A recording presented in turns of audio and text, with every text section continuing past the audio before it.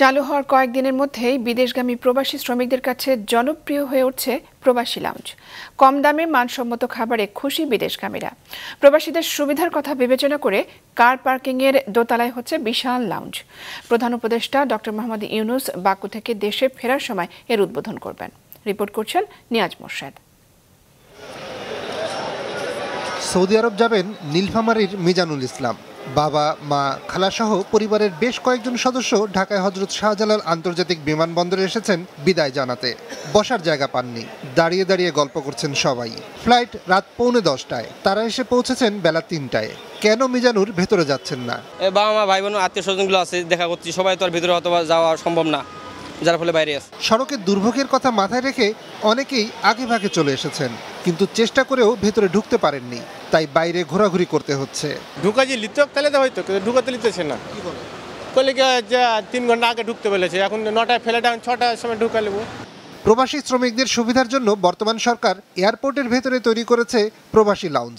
সেখানে গিয়ে দেখা যায় বসার জন্য রয়েছে আরামদায়ক চেয়ার, মোবাইল ফোন চার্জিং পয়েন্টের ব্যবস্থাও রয়েছে।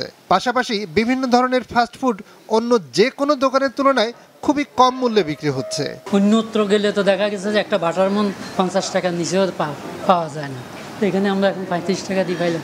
নিরিবিলি বসতে পারতেছি, মন চাইলে কিছু খাবো এখানে। অতীতে দেখা গেছে দীর্ঘ সময় অপেক্ষা করে ক্ষুধা মেটাতে অনেকেই বিমানবন্দরের বাইরের খাবার খান। সেসব খাবার খেয়ে অসুস্থ হয়ে পড়েন বিদেশগামীরা। বিমান বাহিনীর সহায়তায় পরিচালিত লাউঞ্জে কম দামে সুস্বাদু ও নিরাপদ খাবারে সেই ভয় দূর হলো।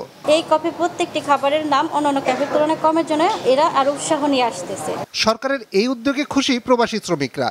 তবে কেউ কেউ বলছেন বাইরের স্বজনদের রেখে ভেতরে অপেক্ষা করবেন না, যতটা সময় পারেন স্বজনদের সাথে সময় কাটিয়ে তারপর ভেতরে ঢুকবেন।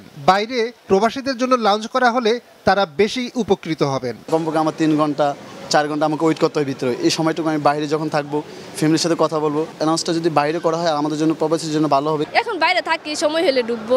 ভিতরে ভালো লাগে না, টেনশন বেশি। মানুষ দেখলে তোদের ভালো লাগে, দেশ গ্রামের মানুষ, বাংলাদেশের মানুষ এই হিসেবে আসছি কি বাইরে। প্রবাসীদের এই প্রত্যাশাও পূরণ হচ্ছে। বিমানবন্দর 2 নম্বর টার্মিনালের পাশেই কার পার্কিংয়ের দোতলায় তৈরি হচ্ছে বিশাল লাউঞ্জ। সেখানে বিশ্রাম সহ স্বল্প মূল্যে খাওয়ার ব্যবস্থাও করা হয়েছে। নিয়াজ মোর্শেদ, মাছরাঙা সংবাদ, ঢাকা।